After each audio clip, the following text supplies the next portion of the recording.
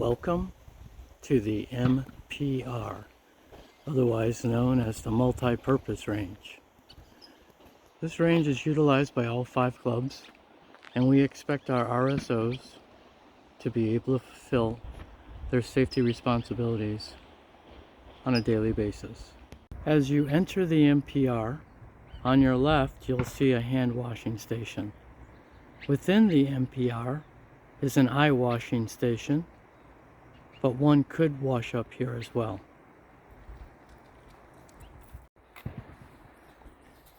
To your immediate right is the RSO shack. It's in here that you'll find sign-up sheets, range flags, medical equipment, AED, and the fire extinguisher. There are 20 marked lanes with benches and chairs for each. There are different height chairs to accommodate different sized shooters. There are also lights within the MPR. They are turned on through this timer switch, but that needs to be checked before departing at the end of the day, as the switch itself sometimes will not automatically turn off the lights. Here we see the eye wash station conveniently located almost halfway in the middle of the range. In ceasefire, shooters should always proceed forward and back through this section of the lane in the middle. This will help the RSOs ensure that no one is at the benches near their firearms during the ceasefire. The shooters are controlled by voice and via lights that the RSO controls, and they mimic the lights at the public range. An important concern for RSOs is to ensure that the shooters are sending rounds in such a way that they head out towards the hill as the backstop on the range. If you notice to the right, there is a portion of the hill that is closer. This portion right here helps protect some of the instruction bays that reside below it. Shooters from 12 through station 20 must ensure that the target stands used are the shorter version, so that rounds will impact into the gravel area or the crane pads. The reason for that is immediately beyond this barrier there are training bays where there are people shooting. Here we can see the standard height targets that can be used from 11 through 1, and by the door, conveniently placed, are the shorter stands. These are to be used for stations 12 through 20. It's important during shooting sessions that this side door be closed to help preclude people from entering the range where the RSO can't see them. Additionally, on the far side of this wall is a chain to prevent people from going downrange from the left side of the building. Here is the chain with a sign posted to warn potential pedestrians that the MPR range is in use and not to proceed further. Trash cans are conveniently located throughout the range. The RSO team is responsible for ensuring that they are emptied at the end of each session. There are also buckets for collecting brass, and we have dog poop type scoopers to allow the convenient retrieval of brass.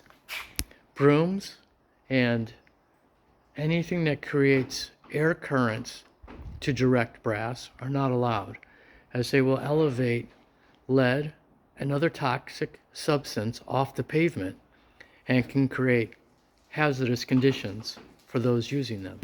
Proceeding down the walkway through the recommended passage, please pay attention that there is a low overhead from the protective brows that help prevent errant shots from going over the hill in front. Back at the range, this is station 20 right here. And to the right of 20, looking downrange, there is a gate for access by emergency vehicles if necessary. The gate opens simply, but please make sure it's closed in between every session. Side of the range, as one looks downrange, there is another path that is accessible from the former implementation art. Standing at the 100-yard line, we can begin to see the short-range backstop. On top of this backstop, we see that we have put up a wooden barrier to register whether rounds are impacting over the top. Clearly, there have been impacts to it.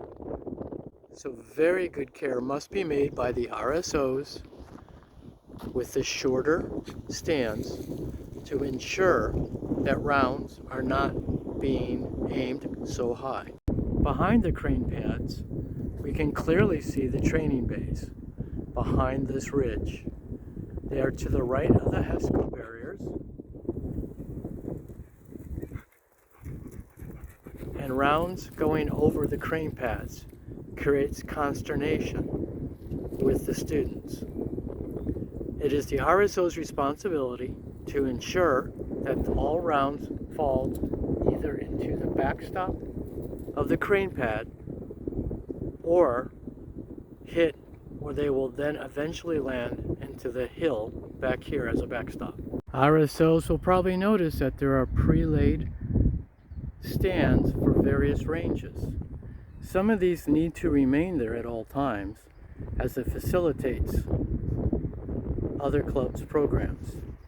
At no time should these stands be used as a target. It's the RSO's responsibility to ensure that rounds aren't directed at these stands. The MPR is a multi-club, multi-use facility currently rated for .22 and air gun use. We intend to open up for centerfire soon, period. In order to do so, basic safety precautions need to be utilized consistently by all clubs to ensure the safety of not only the participants at the MPR, but the ranges adjacent to the left and to the right. Thank you for watching.